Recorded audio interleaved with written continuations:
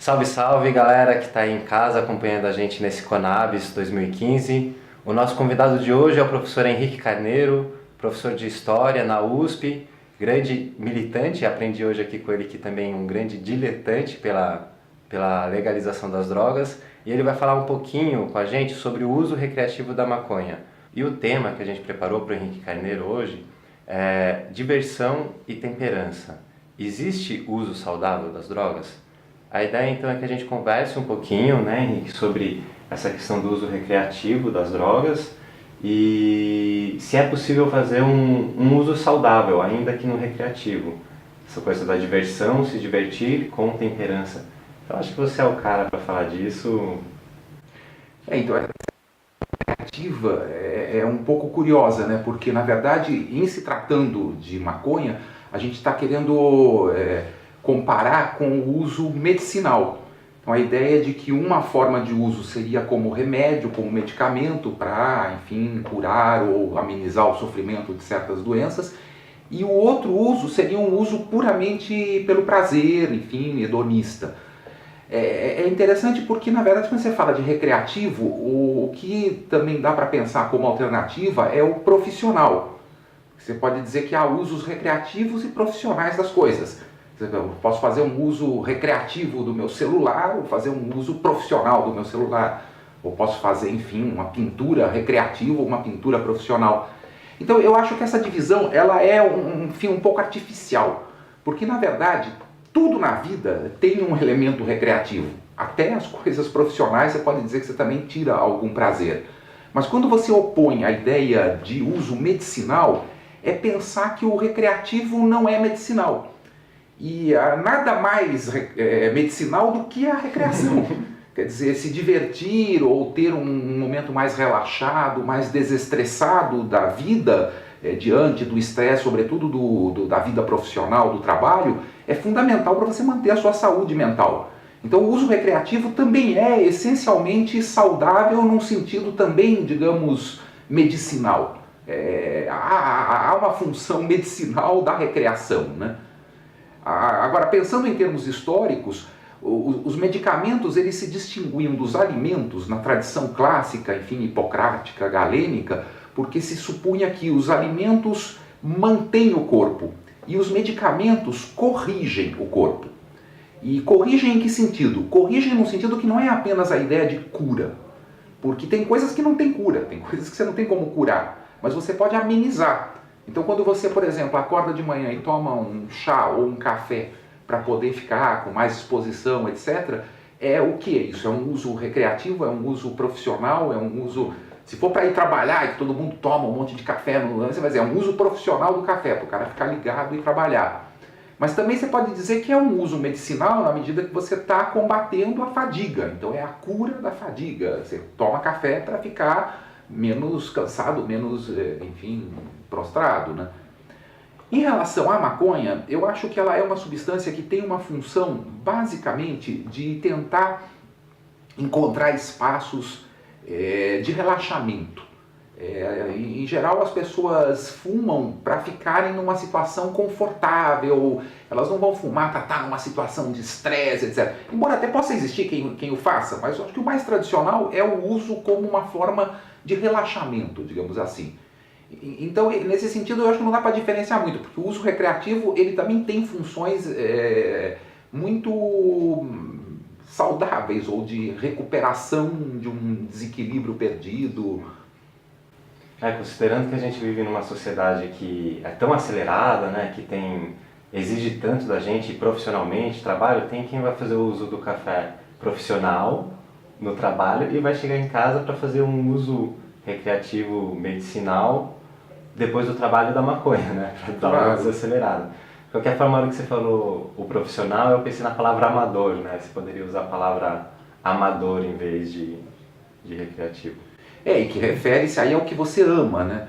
Que nem a diferença do militante e do diletante. Que a ideia do diletante é que você faz por prazer, por...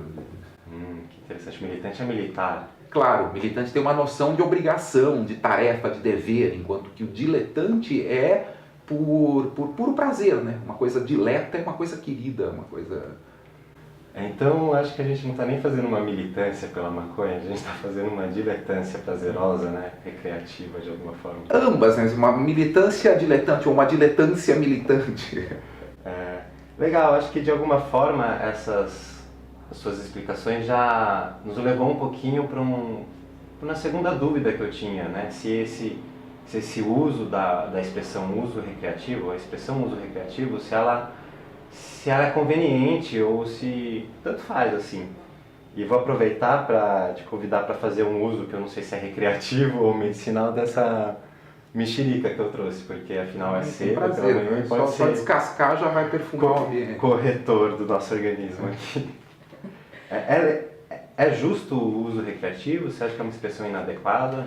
Não, eu acho que ela é uma expressão útil para explicar para as pessoas que existem duas dimensões do uso contemporâneo da maconha e que não se pode restringir apenas a uma delas, que é o pressuposto uso medicinal, que vem sendo adotado até por pessoas de doenças muito graves, como a epilepsia refratária, em que o efeito anticonvulsivo é extremamente útil, mas também tem esse uso, digamos, diário, cotidiano, antiestressante, de buscar, enfim, um relaxamento, uma vida menos elétrica, menos enfim, ligada a essas demandas todas do mundo profissional. E aí esse uso eu acho que pode ser explicado para as pessoas como sendo recreativo. Embora é uma expressão que, como eu disse, ela é um pouco vaga, né? Porque em última instância o recreativo aí o que se opõe é ao uso medicinal e não ao uso profissional, né? Você pode dizer, há pessoas que fazem uso profissional da maconha também, por exemplo, certos artistas que para terem um desempenho estético, uma concentração estética e tal, fazem músicos ou pintores que para produzirem a sua obra usam como uma técnica de concentração, né? Mas acho que o mais importante é a gente pensar que também falar de uso medicinal é um pouco relativo, porque uma coisa é a cura e outra coisa é o cuidado. E eu acho que o uso de drogas envolve aquela expressão que o Foucault elaborou no seu livro A História da Sexualidade, que é a ideia do cuidado de si, se inspirando no modelo grego, no qual todas as práticas do dia a dia, seja o esporte, a alimentação, o sexo, o exercício, o consumo de drogas, devem ser elementos de um cuidado de si. Não é que você vai curar necessariamente, porque tem coisas que não se curam, mas que você cuida. Então, sei lá, a ansiedade, não tem uma cura da ansiedade, mas você pode amenizá-la com o uso, por exemplo, da maconha ou de qualquer substância ansiolítica, né? Sim. E você não elencou o estudo, né, e o trabalho também como coisas que sejam para cuidar de si, né, não como uma obrigação. Claro, e também o uso da maconha, nesse sentido, você vai ao sujeito que usa para pensar, para refletir, para ter um insight filosófico. É um uso recreativo. Não dá para reduzir também enfim, a atividade intelectual, filosófica, que muitas vezes emprega maconha ou qualquer outra substância, pode ser chimarrão, erva mate, café ou chá ou o que for, né? E aí é um uso que você não pode dizer que é no sentido de simplesmente distrair, porque tem a ideia de que o recreativo é meio superficial, é uma coisa pouco séria, é uma coisa de distração. E existem, digamos, usos recreativos muito sérios. Por exemplo, para você escrever um poema, ou pensar numa questão filosófica, ou fazer uma prática de devoção religiosa. A separação fica muito sutil mesmo entre o profissional, o recreativo, o medicinal, que é mais forte em termos de um remédio, mas também o terapêutico, que me veio essa palavra de que cuidar da ansiedade ou cuidar de algumas coisas mais leves com a maconha ou com o esporte também é terapêutico, né? Então, sim, a recreação é terapêutica e essas categorias tão firmes para falar, não, o medicinal pode, o recreativo não pode, me parece uma baboseira. Porque isso remete a um monopólio que o estamento médico estabeleceu no último século sobre uma dimensão da vida humana, que é essa dimensão do cuidado de si, e que não é necessariamente medicinal, ela pode ser terapêutica, mas o terapêutico não é uma exclusividade da medicina, na medida em que você tem que, na verdade, fazer um uso terapêutico cotidiano.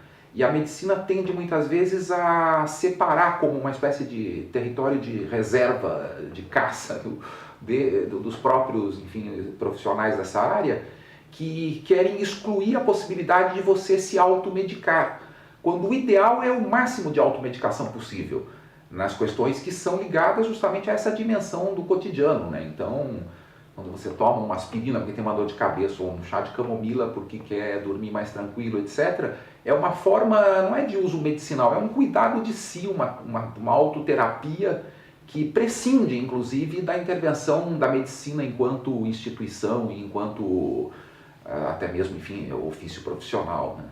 É uma intervenção corretora do seu organismo, porque, de fato, o mais precioso é a gente ter um conhecimento, ainda que mínimo, do nosso próprio organismo, a ponto de, né, entender cada dor e qual que é o caminho para melhorar essa dor. Quer fazer o uso medicinal recreativo?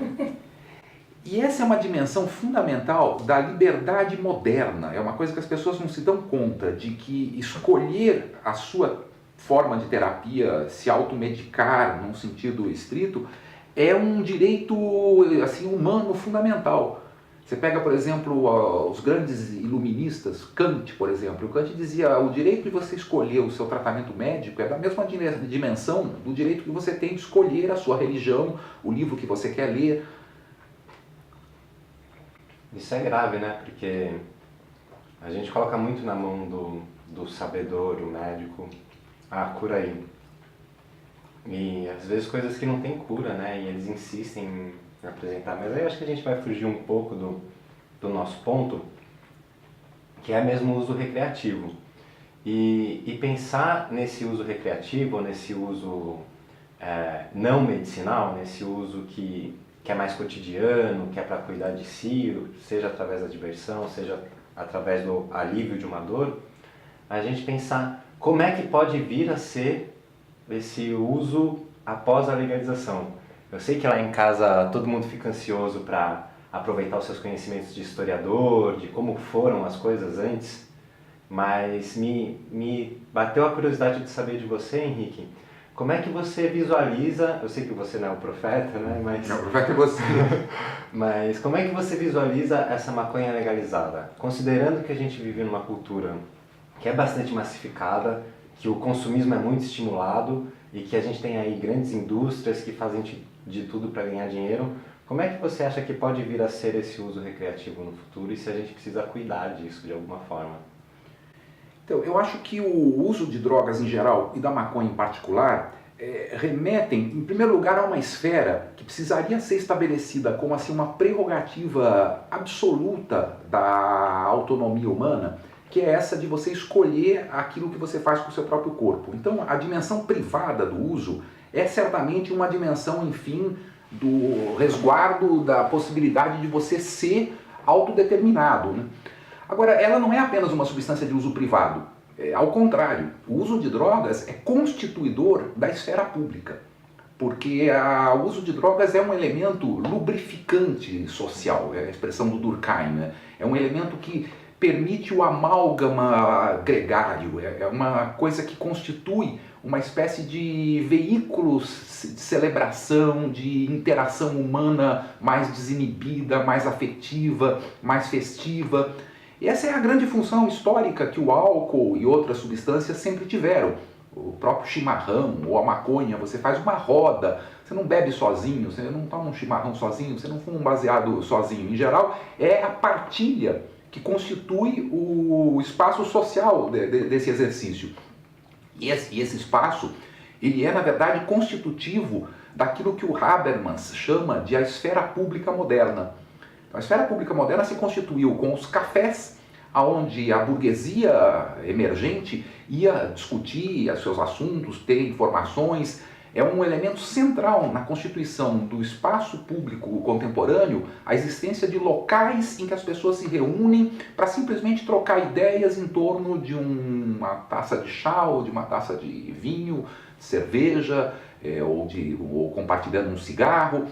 Então eu acho que a maconha, sobretudo, tem um espaço de sociabilidade que é muito positivo, porque ela não tem os mesmos defeitos do álcool, de levarem a pessoa a perder um pouco o autocontrole, de poder ter tendências, inclusive, mais violentas que costumam ocorrer com ingestão alcoólica. A maconha é uma substância excelente para esse convívio social, porque ela desperta elementos afetivos, ela é desestressante, ela altera um pouco a sensibilidade, digamos, da passagem do tempo, permitindo muitas vezes uma densidade maior de experiência no convívio.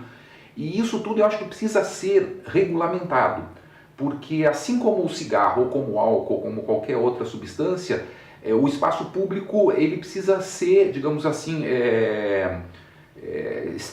segmentado, digamos assim, de forma a contemplar toda a sociedade. Por exemplo, tem gente que não gosta de fumar, seja cigarro, seja maconha. Não se pode permitir que eles sejam incomodados. É um direito a ser resguardado, que ninguém seja, enfim, obrigado a conviver com uma fumaça que não gosta. Então eu acho que tem que se pensar num modelo muito semelhante ao que vem ocorrendo com o tabaco, de regulamentações para um uso que não incomode os que não usam. Então, por exemplo, eu acho que o espaço aberto público deve ser garantido para uso de qualquer substância, enfim, que não vá trazer nenhum desconforto para pessoas que estão próximas. Se houver objeção de pessoas que estão próximas, acho que pode se chegar, inclusive, a uma forma de segmentação. Por exemplo, uma ala da praia se pode fumar, na outra ala não. Assim como, eventualmente, você pode ter uma ala da praia nudista e uma ala não. Locais fechados, públicos, eu acho que assim como o tabaco, não se deve permitir o uso de maconha. Então, quando a gente fala que a gente é antiproibicionista, não significa que não deve haver interdições a serem respeitadas em relação ao uso dessas substâncias. Não só em relação a situações, enfim, de exigência de segurança para a operação de máquinas, ou, enfim, que um piloto de avião ou de ônibus não vá consumir uma substância que pode deixá-lo mais distraído, mas também nesse sentido de a gente tentar contemplar o interesse dos usuários e dos não usuários, né?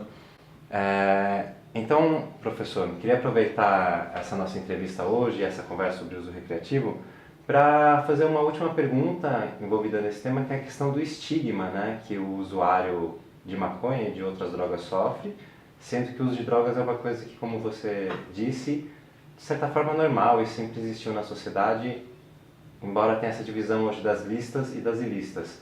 Como lidar com esse estigma de quem faz um uso de uma droga hoje proibida? Então, eu acho que as drogas, em geral, elas têm, digamos, vocações definidas pela própria dinâmica, enfim, do seu efeito farmacológico. Então, cada atividade humana tem uma droga auxiliar. Se você quer trabalhar, tem uma droga para trabalhar. Se você quer dormir, tem uma droga para dormir. Se você quer acordar, tem uma droga para acordar. Se você quer fazer sexo, tem uma droga para fazer sexo. Se você quer fazer pintura, tem uma droga para fazer pintura. Cada uma das substâncias tem vocações. O que é, enfim, digamos, problemático, às vezes, é você errar, digamos, a substância para a atividade.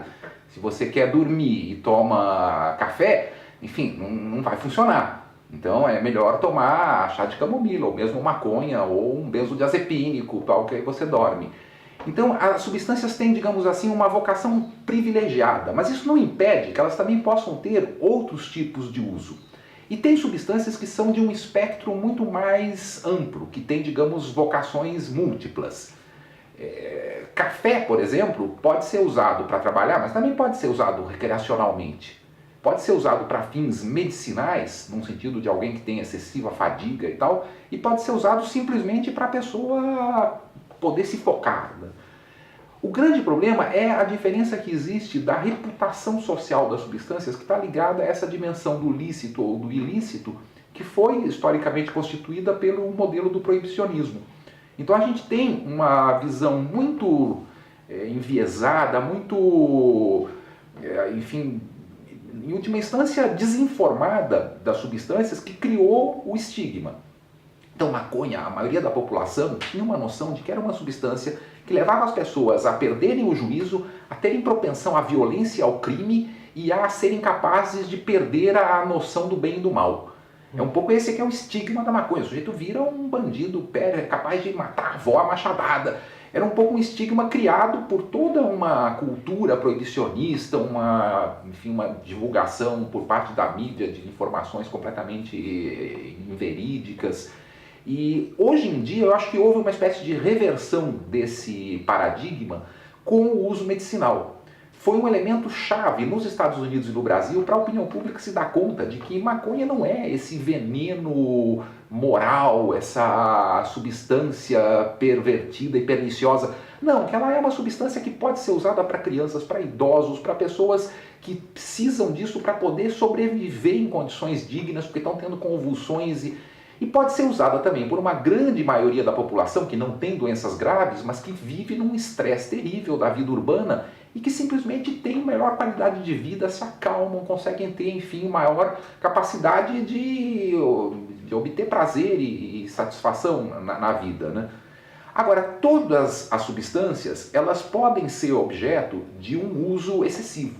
E não só as substâncias, tudo na vida, qualquer prática humana. Então, fazer exercícios é bom, mas fazer exercício em excesso também é ruim. Fazer qualquer coisa em excesso é problemático.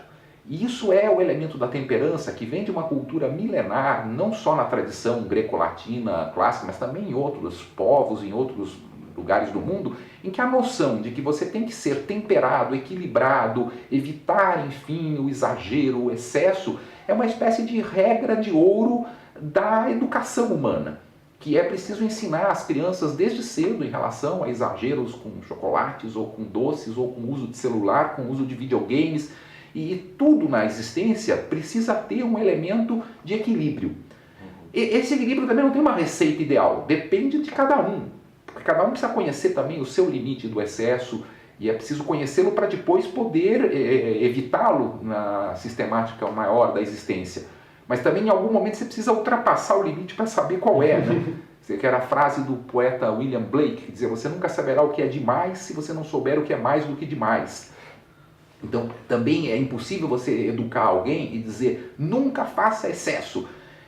A própria pessoa em algum momento vai fazer um excesso, então vai beber demais, vai dar dor de cabeça, vai no dia seguinte ficar com uma ressaca horrível. Ela vai aprender que, olha, o meu limite para álcool é esse, eu não devo excedê-lo, porque senão eu vou sofrer dores e indigestão e etc. Então eu acho que é o grande ensinamento que as drogas sempre trouxeram, está na obra do Platão, na República, está em todos os filósofos, etc., é que nós precisamos ter uma atitude de autoconhecimento que desvende os nossos limites pessoais e que permita que no longo prazo da existência a gente consiga um equilíbrio de custo e benefício que permita, enfim, o maior desfrute possível da existência. Então, se você, enfim, acha que fazer práticas esportivas radicais ou em alta velocidade, em automóveis, etc., é uma sensação, uma emoção muito interessante, você tem que tomar também critérios de segurança, porque isso envolve a noção de práticas de risco. E todas as práticas de risco têm que ser, enfim, administradas de uma forma responsável, que envolve também toda uma cultura milenar que vai socialmente construindo esses limites, que nunca devem ser impostos pela via do Estado, pela via judiciária, policial, não só porque são ineficazes, porque são uma violação a direitos humanos fundamentais, mas porque não tem nenhuma possibilidade de uma coerção externa conseguir disciplinar alguém no bom caminho, enfim, da temperança. Que nem diziam na época que queriam proibir o álcool na Inglaterra, dizia, não se pode impedir as pessoas de se embriagarem por uma lei do parlamento. Isso é uma educação que você tem que fazer para as pessoas saberem o limite de beber de uma forma adequada e qual é o limite que vai levá-las a perder a saúde, a perder o controle, etc. Então, temperança e autorresponsabilidade é um processo contínuo de educação que o proibicionismo impede. Porque o proibicionismo simplesmente sequestra a nossa capacidade de autodomínio e tenta impor um regime único para toda a sociedade, sob o pretexto de que alguns poderiam se exceder e poderiam então fazer mal a si mesmos ou aos demais. Mas o único caminho que é realmente viável é o da pedagogia social e individual, no sentido de conhecer os seus próprios limites e buscar um receituário, enfim, de desfrute, gratificação, satisfação na existência, evitando os riscos do excesso, né?